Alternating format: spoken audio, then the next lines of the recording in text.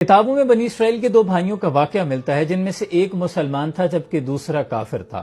ایک تو اپنے رب کے حضور سجدہ ریز ہوتا، کافر اپنے بت کی پرستش کیا کرتا تھا اور دونوں مچھلیاں پکڑنے کے شکاری تھے، ماہی گیر تھے، یہی ان کا ذریعہ معاش تھا۔ اب جو کافر بھائی تھا وہ جب اپنے بت کا نام لے کر جال سمندر میں پھینکتا، جال مچھلیوں سے بھر جاتا، جبکہ مسلمان کے جال میں ایک آدھ مچھلی آتی، صبر شکر کرتا اور گھر لوٹ آتا۔ اب چونکہ کافر بھائی اس سے زیادہ امیر تھا، مسلمان کی بیوی ایک روز اپنے چھت پہ چڑھی، اس نے اپنے شوہر کے بھائی وہ جو کافر تھا اس کی بیوی کو دیکھا تو وہ بڑی آراستہ ہوئی، اچھا لباس پہنا ہوا، زیور پہنا ہوا، تو اس کے دل میں خیال آیا کہ کاش میرے پاس بھی یہ سب کچھ ہوتا۔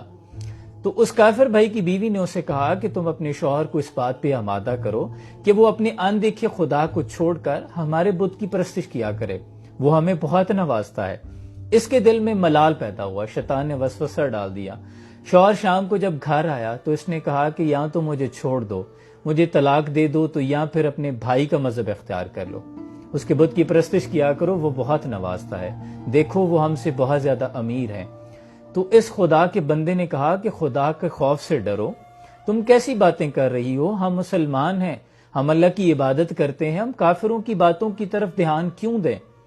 تو وہ چونکہ دنیاوی لذتوں میں آ چکی تھی، اس کے دل میں وسوسے پیدا ہونے لگ گئے تھے، اس کو دیکھ کر سونے جواہرات اس کی آنکھوں میں چمک آ گئی تھی۔ اس کی بیوی نے بہت زیادہ اصرار کیا تو وہ کہنے لگا کہ اچھا صبح ایسا کروں گا کہ میں منڈی چلا جاؤں گا، کوئی اور مزدوری تلاش کروں گا، کیونکہ بہت زیادہ مچھلیاں نہیں پکڑ پاتا، تو میں اس کے بجائے کوئی اور پیشہ اختیار کر لیتا ہوں اور میں روزانہ کی بنیاد پر 2 درہم لا کر تمہیں دے دیا کروں گا، تم اس سے اپنی ضروریات پورا کر لینا، جو تم چاہتی ہو وہ خرید لیا کرنا۔ اس پر بیوی نے سکھ کا سانس لیا، رضامند ہو گئی۔ اگلے روز صبح ہی وہ اٹھا اور منڈی کا رخ کر لیا۔ اب اس بندہ مومن نے سارا دن روزی کی تلاش میں ادھر ادھر چکر کاٹے، لیکن کہیں بھی اسے کوئی مزدوری نہ ملی۔ اب اسے جب کہیں سے کوئی مزدوری نہ ملی تو تھک ہار کے ایک دریا کے کنارے گیا، وہاں بیٹھ گیا، اپنے رب کے حضور سجدہ ریز ہو گیا، نمدیدہ آبدیدہ آنکھوں کے ساتھ اس سے رزق کی التجا کرنے لگا۔ رات ڈھل گئی، اندھیرا ہوا، گھر واپس آیا۔ بیوی نے پوچھا تم دن بھر کہاں تھے، کہاں ہے تمہاری اجرت؟ تو کہنے لگا کہ میں نے ایک ایسے بادشاہ کے ہاں نوکری اختیار کر لی ہے کہ بادشاہ نے مجھ سے 30 دن مزدوری کا وعدہ کیا ہے کہ 30 دن کام کرو پھر تمہیں اکٹھی اجرت دوں گا۔ بیوی نے کہا یہ کیسا بادشاہ ہے؟ تو کہنے لگا کہ وہ بادشاہوں کا بہت بڑا بادشاہ ہے، اس کے پاس بہت زیورات ہیں، وہ بڑا مالدار ہے اور بڑا کریم ہے، اس نے مجھ سے 30 دن کا وعدہ کیا ہے۔ بیوی رضامند ہو گئی۔ اب دن ڈھلنے لگے، اسی طرح وہ روز صبح جاتا اور جا کر دریا کے کنارے بیٹھ جاتا، اپنے رب کے حضور سجدہ ریزی کرتا، نوافل پڑھتا رہتا، ذکر کرتا رہتا، رات ڈھلتی، گھر واپس آ جاتا۔ بیوی صبر شکر کر کے دن گزار رہی تھی کہ کسی طرح 30 دن مکمل ہوں اور اسے کچھ پیسے ملیں۔ 29ویں رات جب آئی، اگلے روز 30واں دن تھا، تو بیوی نے اسے کہا کہ اگر صبح تم پیسے نہ لے کے آئے، تمہارے بادشاہ نے تمہیں اجرت نہ دی، تو پھر میں تمہارے ساتھ نہیں رہ سکتی، مجھے چھوڑ دینا۔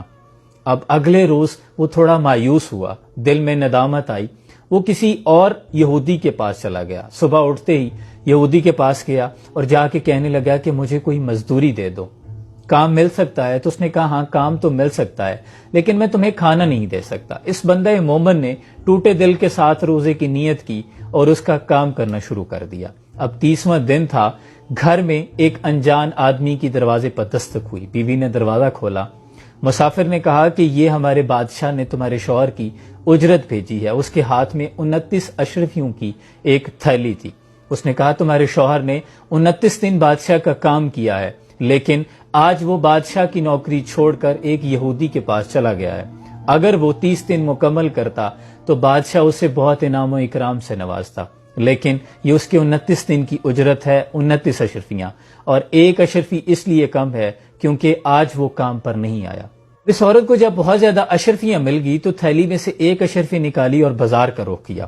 سونار نے جب اس اشرفی کو چمکتے ہوئے دیکھا، خوش ہو کر بدلے میں 1000 درہم دے دیے۔ اس نے بازار میں سے اپنی ضرورت کی تمام چیزیں خریدی، اچھے لباس خریدے، زیورات خریدے، خوش ہو کر سامان لے کر گھر پہنچ گئی، شوہر کا انتظار کرنے لگی۔ مرد مومن جب تھکا ہارا شام کو گھر واپس آیا تو کہنے لگی تم آج کہاں تھے؟ اس نے کہا میں یہودی کے ہاں مزدوری کر رہا تھا۔ اس نے کہا تم نے اپنے بادشاہ کو کیوں ترک کر دیا؟ وہ تو بہت مہربان تھا۔ اس نے پھر اشرفیوں کا ماجرا بیان کیا۔ جب اس مرد مومن نے یہ سنا تو آنکھوں سے آنسو جاری ہو گئے۔ تر دامنی پہ شیخ ہماری نہ جائیو، دامن نہ چھوڑ دیں تو فرشتے وضو کریں۔ اور روتے روتے ہچکی باندھ گئی، بے ہوش ہو گیا۔ جب ہوش آیا تو کہنے لگا کہ ہائے رے میری قسمت، ہائے رے میری خواہش، میں نے اپنے بادشاہ کی عبادت سے غفلت کیوں کی؟ کیوں میں نے اپنے غفور و رحیم رب کو چھوڑ دیا جبکہ وہ میری حالت سے باخبر تھا؟ کیوں میں تمہاری باتوں میں آ گیا؟ اس کے بعد اس نے اس عورت کو چھوڑ دیا اور پہاڑوں کا رخ کیا۔ بقیہ زندگی اپنے رب کے حضور عبادت میں گزار دی، ریاضت میں گزار دی۔ دیکھیں میرے عزیز، اللہ کریم قرآن میں فرماتا ہے کہ بہت کم لوگ ہیں جو شکر کرتے ہیں، بہت زیادہ ہیں جو ناشکرے ہیں۔ اور سورہ رحمان میں وہ فرماتا ہے وہ ہر روز کسی نہ کسی کام میں ہوتا ہے۔ سورہ انعام میں وہ فرماتا ہے کہ اس کے حکم کے بغیر کوئی پتہ بھی نہیں ہلتا۔ دیکھیں، ہم نے رزق کی تلاش میں دنیا کا رخ کر لیا جبکہ رازق کو چھوڑ دی۔ الہاکم التکاثر، تمہیں مال جمع کرنے کی ہوس نے اس قدر غافل کر دیا، حتی زرتم المقابر، یہاں تک کہ تم نے قبریں جا دیکھی۔ ثم کلا سوف تعلمون، ان قریب تم جان لو گے کہ یہ سب کچھ تمہارے کام نہیں آئے گا۔ اللہ کے ہر کام میں کوئی نہ کوئی حکمت پوشیدہ ہوتی ہے۔ وہ اگر آج نہیں نواز رہا تو یقیناً اس میں کوئی حکمت ہے۔ جیسے ہم بڑے پیرنٹس جو والدین ہوتے ہیں وہ اپنے بچوں کو کوئی ایسی چیز نہیں دیتے جس سے انہیں نقصان پہنچے، انہیں خبر ہوتی ہے لیکن بچے کو علم نہیں ہوتا۔ اس لیے شکر کا دامن نہ چھوڑیں۔ وہ اپنے بندے کو آزمائش میں مبتلا ہی اس لیے کرتا ہے کہ وہ دیکھ سکے کہ وہ کتنا شکر کرتا ہے۔ اللہ کے حضور صلی اللہ علیہ وآلہ وسلم رات کی تنہائی میں، اندھیرے میں، رخ انور زمین پہ خاک پہ رکھ کے فرما رہے ہیں کہ اللہ تو مجھے میرے حال پہ نہ چھوڑنا۔ وہ اگر آپ کو آپ کے حال پہ چھوڑ دے تو پھر آپ دنیا میں بھٹکتے پھریں، اور دنیا محض کھیل تماشے کے سوا کچھ بھی نہیں۔ اگر تم فنا فی العشق ہونے کو بربادی سمجھتے ہو تو پھر یہ طے ہے کہ تم دنیا کو بنیادی سمجھتے ہو۔ اللہ کریم سے دعا ہے اللہ ہمیں ناشکروں کی بجائے شکر کرنے والوں میں شمار کرے، اور شکر کرنے والوں